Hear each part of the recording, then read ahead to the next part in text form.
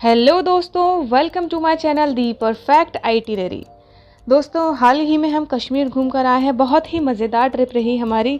बहुत ही कम बजट में हमने अपनी ट्रिप कंप्लीट की, तो सोचा क्यों ना ये इन्फॉर्मेशन आपसे भी शेयर की जाए। दोस्तों, श्रीनगर, गुलमर्ग, पहलगाम का वेदर इतना मज़ेदार था कि हमें तो बहुत ही मज़ा आया घूमने में। आप भी जाइए, आपको भी बहुत मज़ा आएगा। उससे पहले मैं आपको बता देती हूँ कि श्रीनगर, पहलगाम, गुलमर्ग जैसी खूबसूरत जगह पर घूमने कैसे जाया जा सकता है, कितने दिन सफिशिएंट होंगे ट्रिप के लिए, किस सीज़न में जाना सही होगा, कितना खर्चा लगभग हो सकता है, कहाँ आप स्टे कर सकते हैं। सबसे बड़ी बात मैं आपको बताऊंगी कि वहाँ आपको किन किन स्कैम से बचना है, पॉनी राइड और स्नो एक्टिविटीज़ के फेयर चार्जेस क्या हैं। इस वीडियो में आपको सारी इन्फॉर्मेशन मिलेगी, इसलिए आप इस वीडियो को लास्ट तक ज़रूर देखें। अगर आप in future Kashmir tour plan करते हैं तो इस सीरीज़ की सारी वीडियोज़ देखकर जाइए, जिससे आपका ट्रिप और भी आसान और भी मज़ेदार हो जाएगा। तो चलिए शुरू करते हैं। दोस्तों, अगर आप कश्मीर ट्रिप प्लान कर रहे हैं तो आप बाई ट्रेन, बाई रोड और बाई फ्लाइट भी आ सकते हैं। अगर आप बाई ट्रेन आना चाहते हैं तो आप जम्मू तक आ सकते हैं। जम्मू देश के बड़े बड़े शहरों से रेल मार्ग द्वारा वेल कनेक्टेड है, इसलिए आप जम्मू तक आ सकते हैं। वहां से आप शेयरिंग टैक्सी या शेयरिंग बस भी ले सकते हैं। शेयरिंग बस की बात करें तो आपका लगभग 400 से 500 रुपये चार्ज हो सकता है जम्मू से श्रीनगर के लिए। लेकिन मैं आपको रिकमेंड करूंगी कि आप अपनी पर्सनल टैक्सी बुक करके ही श्रीनगर जाइए, जिससे कि आपका समय भी बचता है और आप रास्ते के साइट सीन भी एंजॉय कर पाएंगे, सीनरिक व्यूज़ भी एंजॉय कर पाएंगे।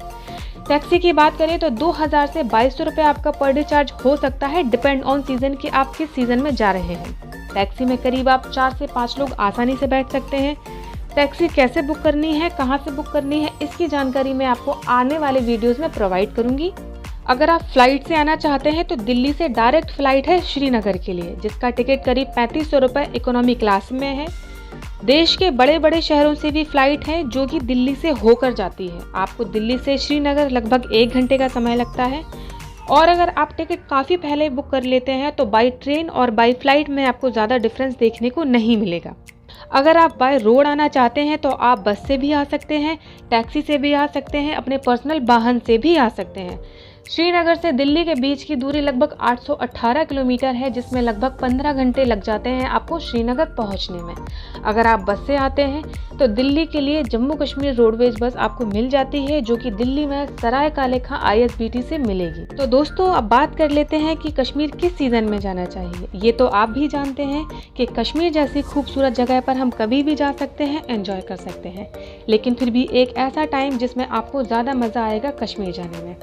तो अगर आप स्नो में बहुत ज़्यादा दिलचस्पी रखते हैं या आप स्नोफॉल देखने के लिए ही जा रहे हैं तो दिसंबर, जनवरी, फरवरी ये महीनों में आप कश्मीर जा सकते हैं, लेकिन स्नो के अलावा और कुछ ज़्यादा आपको वहाँ देखने को नहीं मिलेगा। और अगर आप मार्च, अप्रैल में कश्मीर घूमना चाहते हैं तो आपको स्नो भी मिलेगी, ग्रीनरी भी मिलेंगी, गार्डन्स भी मिलेंगे और बहती हुई नदियाँ भी मिलेंगी। अप्रैल से जून मंथ को पीक सीज़न माना जाता है कश्मीर घूमने के लिए, क्योंकि इस समय टेम्परेचर भी ज़्यादा नहीं होता और आप ग्रीनरी एंड गार्डन्स भी एंजॉय कर सकते हैं। तो बात करते हैं कोविड टेस्ट। जब आप श्रीनगर एयरपोर्ट पर आएंगे तो आपको अपना वैक्सीनेशन सर्टिफिकेट दिखाना होगा, जो कि आप अपने आरोग्य सेतु ऐप से डाउनलोड कर सकते हैं। वहाँ प्रीपेड सिम के नेटवर्क अवेलेबल नहीं होते हैं, इसीलिए या तो आप अपना सर्टिफिकेट डाउनलोड करके रखिएगा या स्क्रीनशॉट लेकर रखिएगा। अगर आप वैक्सीनेटेड नहीं हैं तो आपका कोविड टेस्ट एयरपोर्ट पर ही करवाया जाएगा, उसके बाद ही आप एयरपोर्ट के बाहर आ पाएंगे। जैसे ही आप एयरपोर्ट से बाहर आते हैं आपको सामने टैक्सी स्टैंड मिलता है, चाहे तो आप वहां से टैक्सी बुक कर सकते हैं। मैं आपको रिकमेंड करूंगी कि आप अपनी पूरी ट्रिप के लिए टैक्सी प्री बुक करके रखें, जो कि लगभग 2000 से 2200 रुपये पर डे मिल जाती है, डिपेंड ऑन सीजन। अगर आप पोस्टपेड यूज़र हैं तो बहुत अच्छी बात है। अगर आपके पास पोस्टपेड सिम नहीं है तो आप जम्मू कश्मीर की प्रीपेड सिम परचेज़ कर सकते हैं, जो कि आपको लगभग 300 से 400 रुपये तक मिल जाएगी। कश्मीर में अदर स्टेट की प्रीपेड सिम के नेटवर्क अवेलेबल नहीं होते हैं।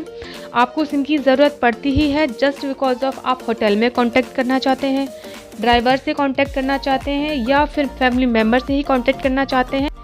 दोस्तों, सिम आपको कहाँ से परचेस करनी है, कहाँ से आप परचेस कर सकते हैं, इसकी जानकारी आपको आने वाली वीडियोस में मैं आपको बताऊंगी।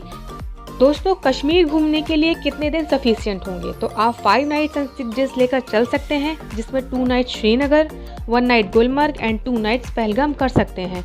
दोस्तों ये आइटिनरी मैं आपको अपने एक्सपीरियंस से बता रही हूँ, क्योंकि हमने भी 5 नाइट्स एंड 6 डेज़ का ही ट्रिप प्लान किया था, जो कि बहुत अच्छा रहा। इन दिनों हमने काफ़ी एंजॉय किया, दिन भी हेक्टिक नहीं हुए, कोई परेशानी भी नहीं हुई।